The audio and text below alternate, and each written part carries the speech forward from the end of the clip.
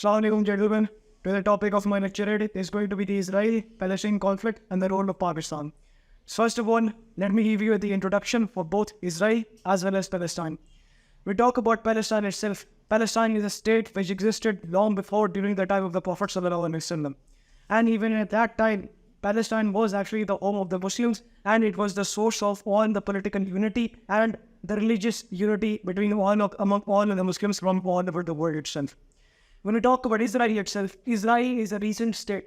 It's a state which was created in 1948. This means that before 1948, Israel never existed. In 1 year, it came out to the map of the world. So this means that in 1948, this was the year when Israel completely took over Palestine, and gradually but slowly, they completely took over Palestine and then came out to the world as an apartheid nation. Basically, Israel was a bullying nation who bullied its way on to independence. We talk about the historical background of the Israeli as well as Palestinian conflict. First of all, we have to go back to the time of 1906. In 1906, the foreign minister of America sent a letter to the Jewish head family state living at that time in the Western world. At that time, the Jewish head family state, the Jewish head family was known as the Rothschild family. They sent a letter to the Rothschild family, and this letter was basically the letter which was used later on in 1916 as Balfour Declaration. In 1916, after Balfour Declaration, after Arthur Balfour declared this and signed this treaty, this meant that all the Jewish settlers from all over the world, they could easily come into Palestine and completely take over and create their they could create their new order or new state, which was then to be known as Israel itself. And later on, in 1948, Israel had completely taken over Palestine itself. Next, we have to look at the modern outlook. One of the most modern outlook is that the recent operation that is created by Hamas and by the Palestinian defenders against Israel was the operation Al-Aqsa Flood. According to this flagship program or this operation that was going on, we have seen that the Palestinian defenders as well as the freedom fighter from Hamas, because Hamas itself was actually a paramilitary group that was owned by Palestinians and which was owned by various groups, because we know that Palestine is actually a Middle Eastern state which has existed between Lebanon, Egypt, and many other around the Gaza Strip or all around the side of West Bank itself. So almost all of the Muslim countries or the Muslim states in the Gaza Strip, ultimately they reconcile and they support Hamas themselves, because the leader of Hamas himself is Ismail Haniyeh. And together he has launched an operation on to completely take over Israel itself and completely take out these illegal settlers that they are forming right now. And during all of this, the Israeli Prime Minister Benjamin Netanyahu has said that we are a state of war. And when the Prime Minister of one of the most powerful states of the world says that when it is at war, it definitely means that this is a very dire consequence of for both of the parties and as well as all of the Muslim nations themselves.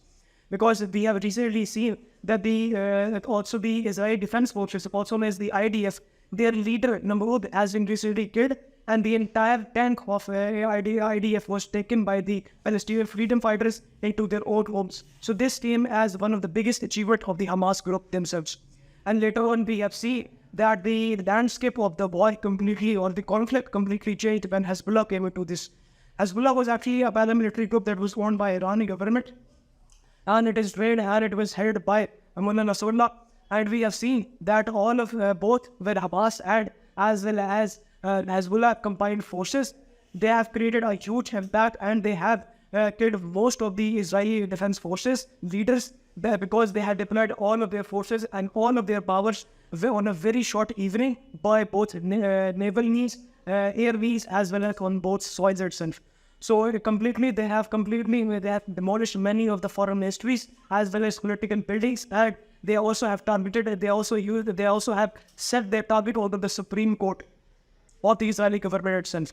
And one of the recent, but on the other hand, we also have to talk about the atrocities or the human crimes that the Israeli have committed against Palestinians for the long time.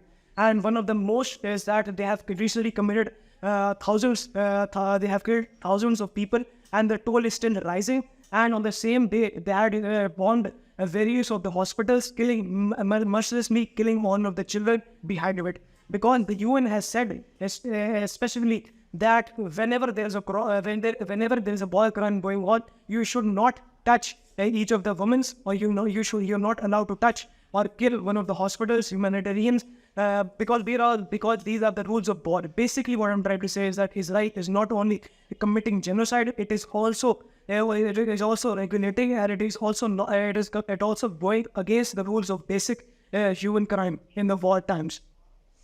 We talk about the basic reasons that why this conflict is happening is, first of all, Zionism itself. Israel is not a Jewish state. We have to realize Israel is a Zionist state. Zionism was actually a political propaganda or political movement that was created in 1887 by Theodore Herzl. For example, Pakistan has the spiritual father Islamabad, and similarly, the Jewish people had their own spiritual father known as Theodore Herzl. So, together with the Rothschild family and the very affluent family in the West, they created this master plan to completely take over Palestine itself and create their own homes. The next most important reason that why this conflict is actually happening is because of Al-Aqsa Mosque. Because according to the Jewish book Talmud, it is prophesied, it is said that when the Jews will completely destroy Al-Aqsa Mosque, they will build their own Temple of Solomon, and then they will gain superiority over the whole world. So basically, these are the two fundamental reasons why this conflict is still happening right now. We talk about the effects. The effects are very large. When you know that whenever we have seen that the countries which are supporting Hamas and which are pro-Palestine in their causes include Pakistan, Turkey, which also includes Oman, Egypt, and it also includes Germany itself. On the other hand, we have seen that the countries which are on the Israeli state, or which completely support the recognition of the Israeli state, or they are fully in support with Israel, include UK, US, France, and India itself. So it is going to be an all-out war between one of the countries. So whatever the outcome is, we have to realize that all of this is happening. It also disturbs the relationship between many of the countries themselves. In conclusion, I would like to say that whatever happens in this conflict, or whatever happens, the only solution to both Israel as well as Palestine conflict is that America consists of 50 states right now. It could create another state, and that would be the 51st state, and Israel would become 51st state itself. So the only solution is that the West, who is the biggest supporter of Israel, could take Israel into its own arms, and Israel could become the 51st state of America itself.